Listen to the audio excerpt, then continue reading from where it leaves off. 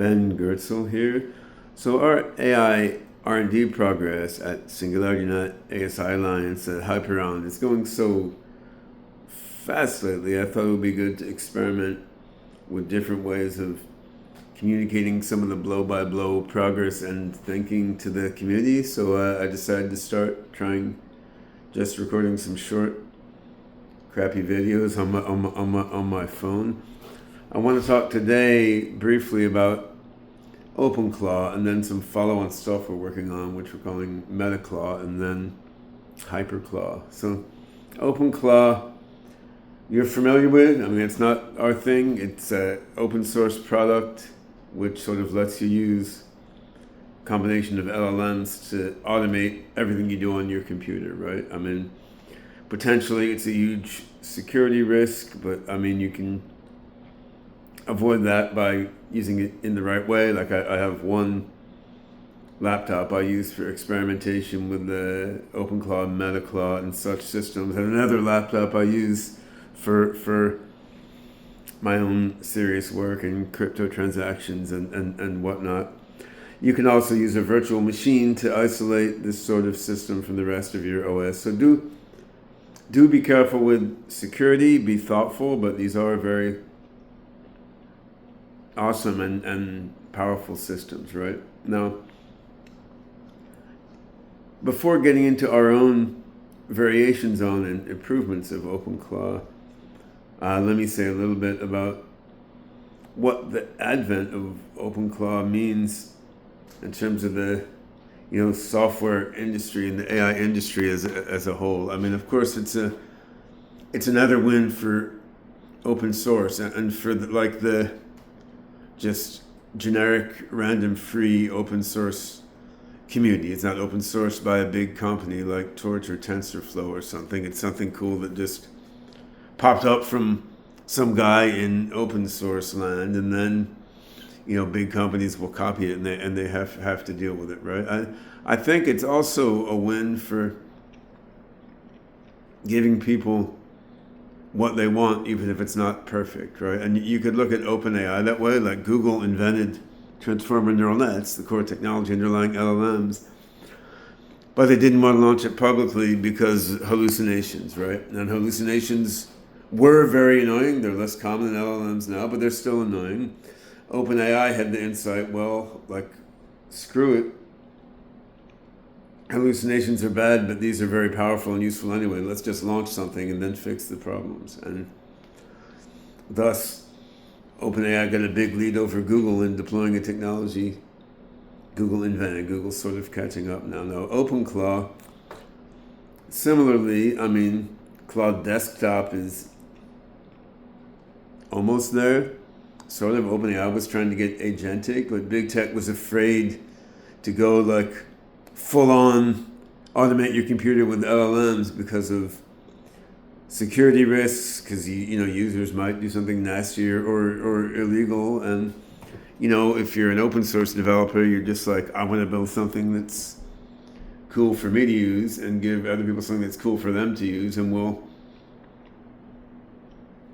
sort out the issues afterwards, right? And what we're seeing is that happened with LLMs. Now it's happened with OpenClaw style agentic automation, right? Now there's some issues to think about here, because if you're launching an AGI or a superintelligence, I mean, you don't necessarily want to launch something fundamentally flawed and then have it solve all its problems with the world as its theater, right? So that there are cases where being more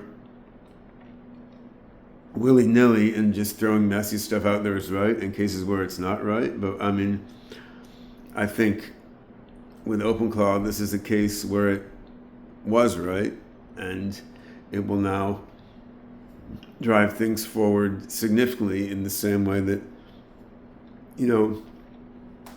ChatGPT, DeepSeek, and a whole bunch of other recent AI innovations have. Now,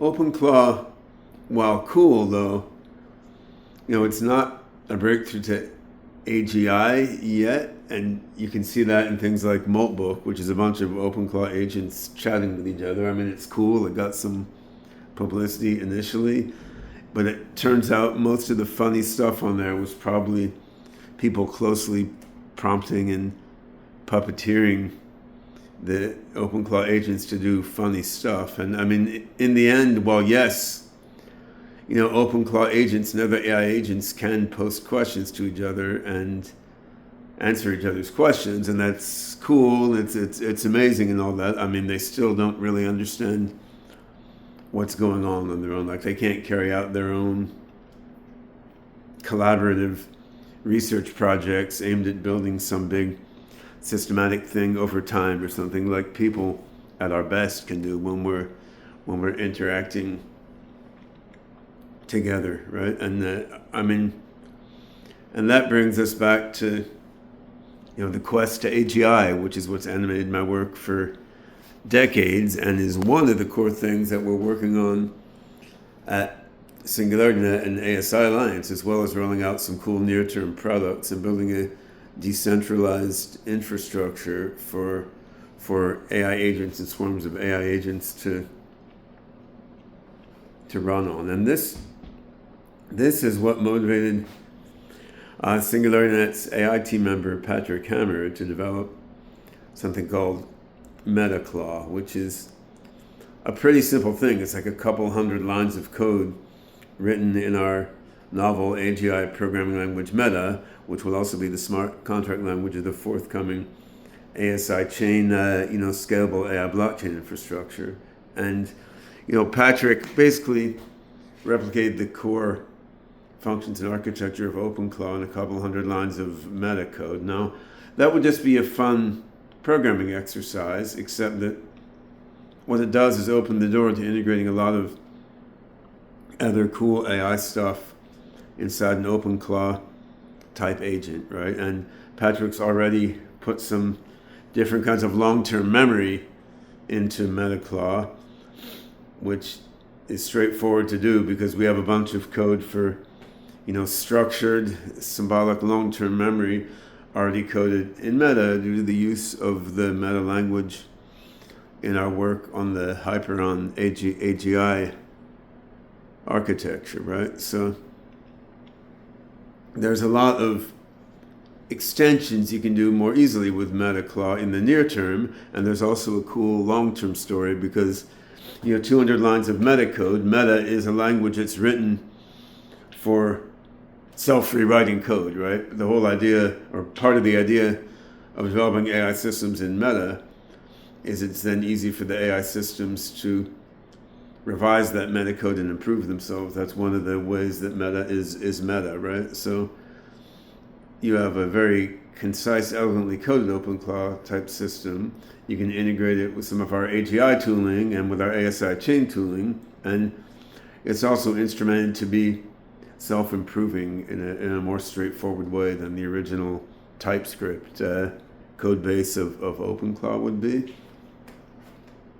So when I saw this, I had a couple different thoughts, which are still preliminary and early stage, and we're tossing them around within our SingularityNet HYPERON tech team, but I'm just tossing them out here in this video just for fun and in the vein of sort of sharing some of the blow by blow, right? So one thing we realize is the Questor product we've been working on, which is a sort of research assistant to help you do complex research projects, in science and finance and in business,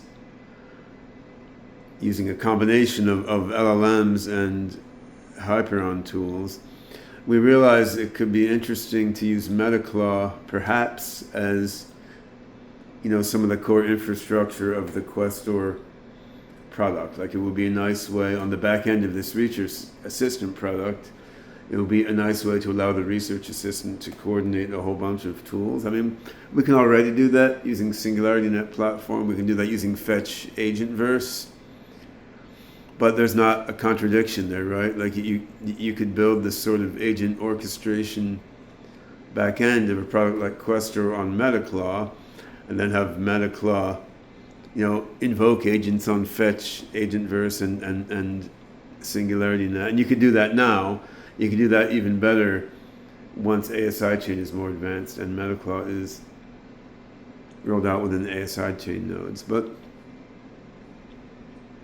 what was even more interesting, and is the main point I wanted to come to here, is I started to think about the problem of cognitive process orchestration in AGI systems, right? Like in the OpenClaw system, which was the predecessor to the current HYPERON system, for a while we had something called the cog server, which was a software component that kind of scheduled all the different reasoning, learning, thinking, memory, perception, action. It scheduled all these different processes together and handled their interaction and sort of high-level regulation. So we've been thinking about how to build something like the cog server within our new HYPERON system, because where we are now, like we have a fast compiler for METTA, which is the language of HYPERON. We have a scalable knowledge graph infrastructure, which is more for storing a lot of knowledge in RAM. We have distributed atom space, which lets you coordinate, atom space, AGI knowledge stores across different machines. ASI chain, which lets this distributed network operate in a decentralized way, is coming along. But we didn't yet have a layer for scheduling and orchestrating a whole bunch of cognitive processes together in a coherent way within this context. And it occurred to me that Metaclaw could be an interesting foundation for this. Now, it doesn't solve the whole problem, and so then you can introduce something I'm calling Hyperclaw to run on top of Metaclaw. And yeah, Hyperclaw, basically, it allows you to use Metaclaw to coherently organize a bunch of cognitive processes toward a collection of shared goals, right? And the main thing you need to turn Metaclaw into Hyperclaw is what I'm thinking of as an Attention-Metaprotocol, right? So what you need is a way for one agent running in the Metaclaw agent soup, which could be decentralized across many machines. You need a way for one agent to decide not just what it wants to ask another agent to do, which is often the easier part, but to decide what information it needs to feed the other agents as context for these instructions, which is what you'd call an attention allocation problem, right? And so you need each agent interacting within the Metaclaw framework. You need it to be able to describe its context and its situation in a clear, crisp way as a bunch of nodes and links living in a HYPERON atom space. And you need it to then do some resource estimation of how much resources it wants to spend on the message and how much resources the other guy will have to spend in interpreting the message and so forth. But if you layer this sort of attentional meta protocol on top of the Metaclaw framework, then in essence you can use Metaclaw as a HYPERON control framework, Hyperclaw. And there's a bunch more complexities. Some processes are too fast to run through Metaclaw, like if you're trying to control a robot or something, right? And then in that case, you have a fast layer of processes, and the role of Metaclaw is sort of to modulate the rapidly occurring processes rather than to try to micromanage them in great detail. But these complexities can be worked through, and what we then see is that what at first seemed like a fun tool for automating your laptop and giving some sort of productiveness efficiency during your workday, once we port that from TypeScript into METTA, our AGI language, and it doesn't just become shorter and more elegant. I mean, it becomes potentially, a core engine for products like Questor, our research assistant product that's under production, and also maybe even a cognitive orchestration layer for our HYPERON AGI system itself, right? So, all right, that was a big mouthful. I thought I was going to talk for 5 minutes and it was 15, so I've got to work on my concision. But anyway, there's a slice of life in our AGI and decentralized AI product R&D. This is what I've been sort of thinking through and sharing with our team this morning, and we'll see how all these ideas and software systems develop, and keep you posted.